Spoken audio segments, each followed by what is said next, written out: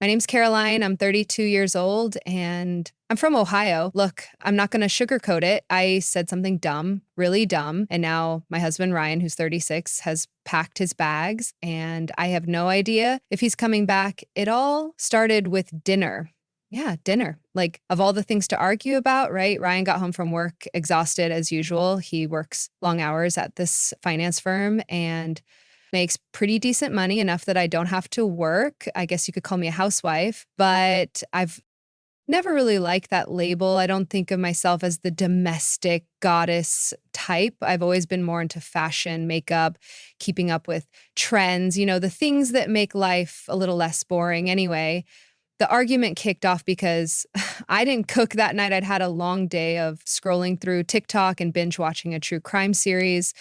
And by the time 6 o'clock p.m. rolled around, I figured, why not just order in? We have the money, right? But Ryan walked in, saw the empty kitchen, and immediately got this look on his face. You know the one, that mix of disappointment and frustration that just sets your teeth on edge. He started in on me saying things like, "You've been home all day. The least you could do is cook dinner." And then he threw in some comment about how I don't contribute financially, which felt like such a low blow. I mean, I take care of the house, sort of. Sure, I'm not scrubbing floors or anything, but I keep it decent. Plus, I look good for him. And isn't that what guys want? A wife who's attractive and put together.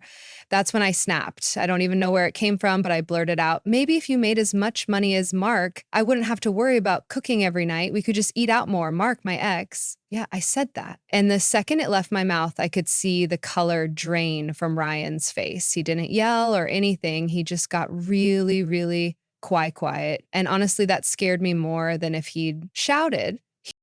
Was processing what I'd said, then turned around and walked out of the room. I didn't follow him. I figured he'd cool off and we'd talk about it later. But when I went upstairs a couple hours later, his suitcase was on the bed, half packed. I tried to play it cool, like, "What are you doing? You're not seriously leaving over this, are you?" But he didn't even look at me. He just kept packing, muttering something about how he couldn't believe he'd wasted years trying to make this marriage work. That's When I started to panic, I told him I didn't mean it, that I was just frustrated and said something stupid, but he wasn't having it. He said something like, "It's not just this one thing, Caroline, it's everything. You don't appreciate anything I do for you. You spend money like it grows on trees. You don't take anything seriously. And now you're throwing Mark in my face." I'm done. I didn't know what to say to that part of me. Wanted to scream at him for overreacting, but another part of me felt guilty, not that I'd ever admit it to him. I mean, yeah, I shouldn't have brought up Mark, but it's not like Ryan's perfect either. He's always so serious, always focused on work. Half the time, I feel like I'm invisible to him unless I've done something wrong. So yeah, he left that night, took his suitcase, got in his car, and drove off. I have no idea where he went. He hasn't called or texted, and I'm too stubborn to reach out first. Besides, I don't even know what I'd say. Sorry for comparing you to my ex doesn't exactly cut it, does it? Now I'm sitting here in this big quiet house wondering if I messed up. Beyond repair, part of me feels like this is on him. Like, if he appreciated me more, I wouldn't have felt the need to say what I said. But another part of me knows I crossed a line, not that I'm ready to admit that out loud. What do you think?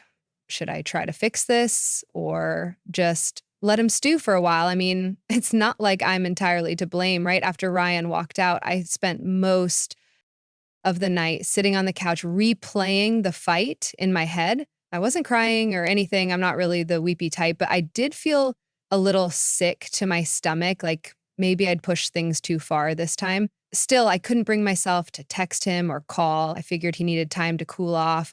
Honestly, I thought he'd be back by morning. He stormed out before, but never stayed gone for long. When I woke up and realized he hadn't come home, I started to feel anxious, not so much about him leaving, but about what he might be thinking. Ryan's not like me. He overanalyzes everything. I knew he was probably sitting somewhere going over every little thing I've ever said or done that rubbed him the wrong way. And if he started putting the pieces together, I could be in trouble by late afternoon.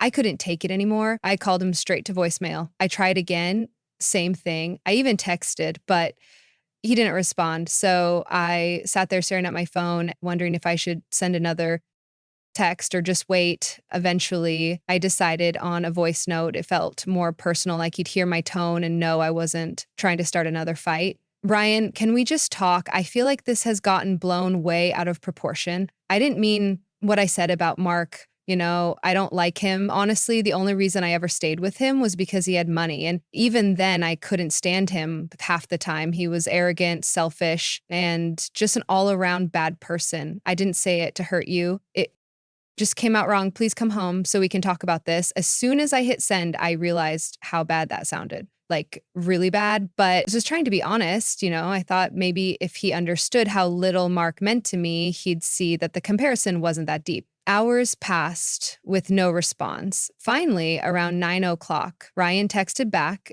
It wasn't what I expected. Thanks for confirming what I've suspected for a while. You just use people for what they can give you, I guess. I'm no different. That one hit me like a punch to the gut. I mean, what was I supposed to say to that?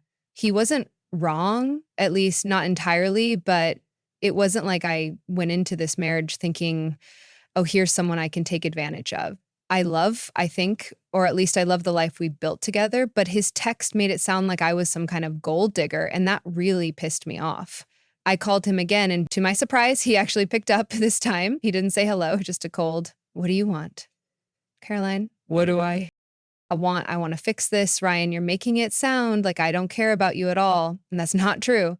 His voice was calm, but I could hear the edge. You literally just admitted you used your ex for his money. How do I know you're not doing the same thing to me? Because it's different. I snapped. You're nothing like Mark. He was a jerk who treated me like crap. You actually care about me, do I? He shot back. Because right now it feels like all I do is pay the bills and make your life easier while you sit around and complain that I don't make enough money. Do you even hear yourself? I didn't know how to respond to that part of me, wanted to defend myself, to explain that I wasn't just sitting around all day. I kept the house looking nice, made sure I looked good for him, and tried to make our life together comfortable. But another part of me knew that wasn't what he wanted to hear. Ryan, I said, finally trying to keep my voice steady. I'm sorry if I've made you feel unappreciated. I didn't mean to, but you can't honestly think I'm only with you for your money, can't I? He said. Because from where I'm standing, that's exactly how it looks. And if that's the case, then maybe I'm wasting my time here. That stung, like really stung. I wanted to yell at him to tell him he was being unfair, but deep down, I knew he had a point. I'd never thought of myself as someone who used people, but when I looked back at my relationships, the pattern was hard to ignore. Mark was rich, so I put up with him even though he was awful. And well, Ryan wasn't Mark, but definitely been drawn to the stability he offered. But that didn't mean I didn't love him, did it? Ryan, please don't do this. I said, my voice cracking a little. You're blowing this out of proportion. I made a mistake, okay? But that doesn't mean I don't love you. There was a long pause, and for a moment, I thought I'd gotten through to him. But then he said, I need some time to think, Caroline. Don't call me again until I reach out. And just like that, the call ended. Now I'm sitting here replaying our conversation in my head and wondering if I've completely screwed this up. I know I said some things I shouldn't have, but does that really make me the bad guy? It's not like Ryan's perfect either. He works all the time, barely pays attention to me, and then gets mad when I don't live up to his expectations. Is it so wrong to want more than just being a housewife? Ryan's silence over the next few days was unbearable. I went back and forth between being angry at for leaving and feeling like I should apologize more, but I couldn't bring myself to call him again after what he'd said. I hate being ignored, and the fact that he was dragging this out was starting to mess with my head. By day 3, I was so worked up. I decided to do something I knew I shouldn't. I drove to his office. I figured if he wasn't going to come home, he had to be somewhere, and I was sick of sitting around waiting for him to think. When I got there, I stayed in the car for a few minutes, debating whether I should actually go inside. But the longer I sat there, the angrier I got. And before I knew it, I was walking into the lobby. The receptionist gave me a weird look when I asked for Ryan, but she didn't say anything and called up to his floor. A minute later, one of his coworkers came down, not Ryan, but some guy I only met once or twice at company parties. He looked uncomfortable, as he told me. Ryan wasn't there. Apparently, he'd taken a few personal days, which only made me more annoyed. He wasn't at work. He wasn't.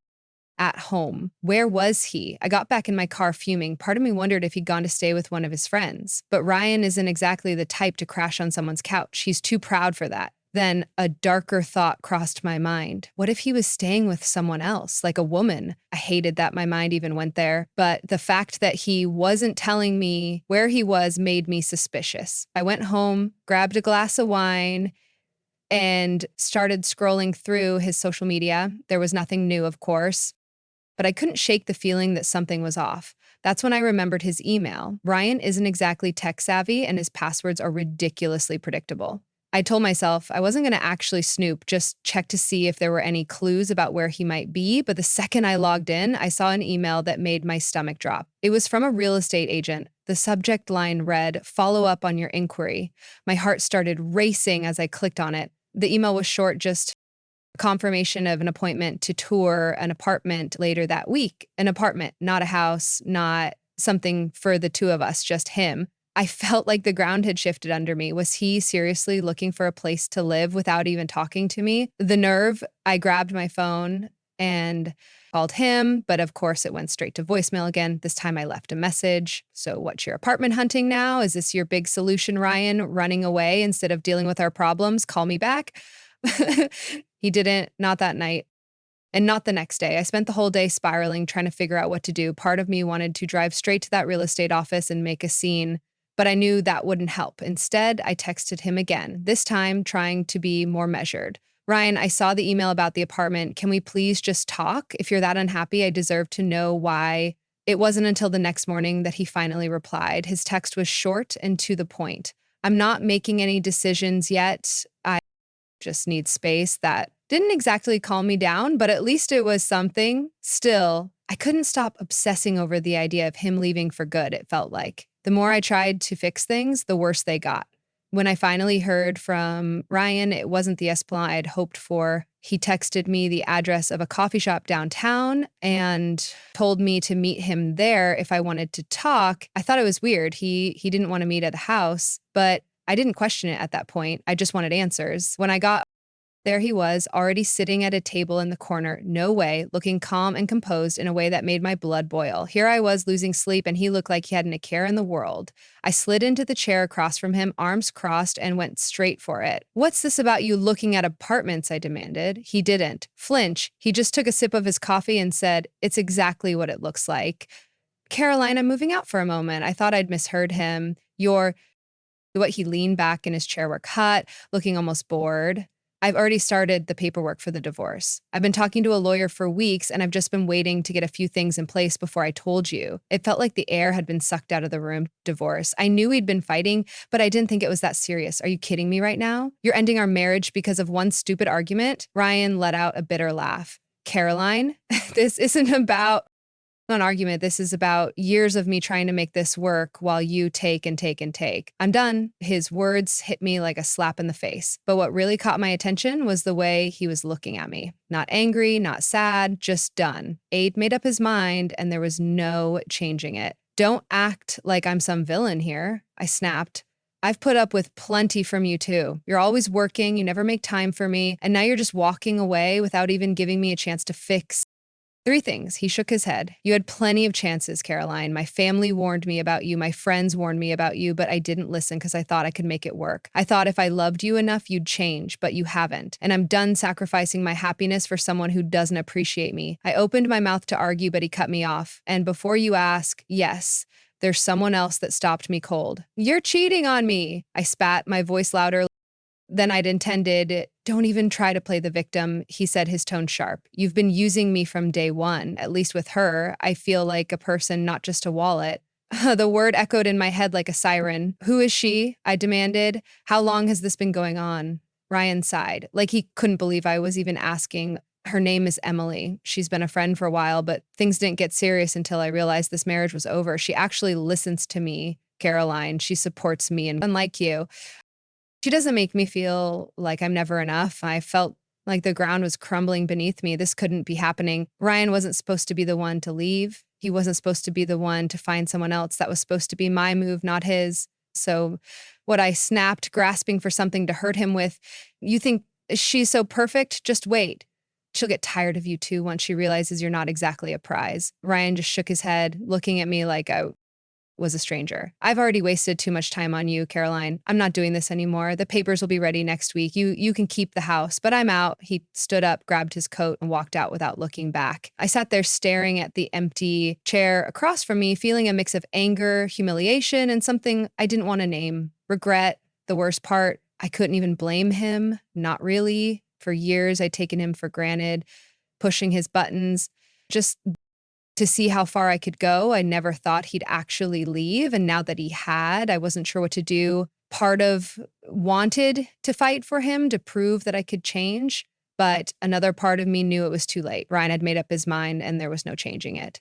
I sat there for a long time trying to figure out my next move, but deep down, I already knew the truth. Ryan was gone and it was my fault the divorce didn't take long. Ryan was efficient, just like he was with everything else in his life. Within a month, the papers were signed, the assets were divided, and I was officially on my own. He kept his promise about the house, which at the time I thought was a win, but now sitting in this big empty place, it feels more like a reminder of everything I lost. The first few weeks after he moved out were the worst. I'd sit in the living room at night, staring at my phone, hoping he'd call or text to say he'd made a mistake, but he didn't. Instead, I saw photos of him on social media looking happier than I'd seen him in years. And always there she was Emily. She was everything I wasn't. Sweet, supportive, probably annoyingly low maintenance, the kind of woman who wouldn't roll her eyes at him when he talked about work or complained about cooking dinner. Seeing them together made my stomach turn. It wasn't just jealousy, though. There was plenty of that. It was this gnawing realization that he looked free. Like he'd been carrying the weight of our marriage for so long. And now that it was gone, he could finally breathe. Meanwhile, I was suffocating. The bills started piling up faster than I expected. Sure, I got spousal support, but it wasn't enough to cover my lifestyle. I had to cut back on everything. No more online shopping spree, no more weekly salon appointments, no more dinners out with friends. I even had to sell some of my designer bags just to keep up with the mortgage. And as much as I hated to admit it, I was running out of options. At first, I told myself I'd figure something out. Maybe I'd get a job. Jay, though, I wasn't exactly sure what I was qualified to do. I hadn't worked since my early 20s, and even then it was just a string of retail jobs I barely showed up for. The idea of starting over at 32 with no skills and a resume that could fit on a Post-it was terrifying. But the worst part wasn't the money, it was the loneliness. For years, I'd taken for granted that Ryan would always be there. Even when we fought, I knew he'd come home at the end of the day. Now the silence in the house was deafening. I thought about reaching out to friends, but most of them were married with kids, too busy with their own lives to deal with my drama. And the ones who did call only wanted to gossip about the divorce, not actually help. I tried dating, mostly out of spite. I downloaded a couple of apps and went on a few dates, but it was a disaster. Every guy I met seemed either uninterested or way too interested in all the wrong ways. None of them were, not that I'd ever admit it, but I missed him. I missed the way he'd laugh at my terrible jokes, the way he'd roll his eyes when I spent too much on shoes, but still paid the credit card bill without saying a word. I even missed the fights, as ridiculous as that sounds. At least when we were fighting, he still cared enough to argue one night after too many glasses of wine. I did something. I promised myself I wouldn't. I called him. It went straight to voicemail, of course, but I left a message anyway. I don't know why I'm calling. I guess I wanted to say I'm sorry for everything. I know I didn't treat you the way I should have, and I don't blame you for leaving. I hope you're happy he never called back. But honestly, I didn't expect him to. He'd moved on, and it was time for me to do the same. It's been 6 months now. Ryan and Emily are still together, and from what I hear, they're already talking about moving in together. I've stopped talking their social media. It only made me feel worse. Instead, I've been trying to figure out what's next for me. I got a part-time job at a boutique downtown, which isn't glamorous, but it's something. It's not enough to keep the house though, so I'll probably have to sell it soon. The thought of leaving this place, the place where we built our life together, makes me sick, but I don't have a choice. Sometimes late at night, I let myself wonder what might have happened if I'd been different. if I'd appreciate did Ryan more, if I'd tried harder, but it's too late for what ifs. This is my reality now, alone, broke, and starting over. And Ryan, he's happy, genuinely happy. It's funny. I used to think he never survived without me, but it turns out I'm the one who can't survive without him. Maybe that's the Chris TV.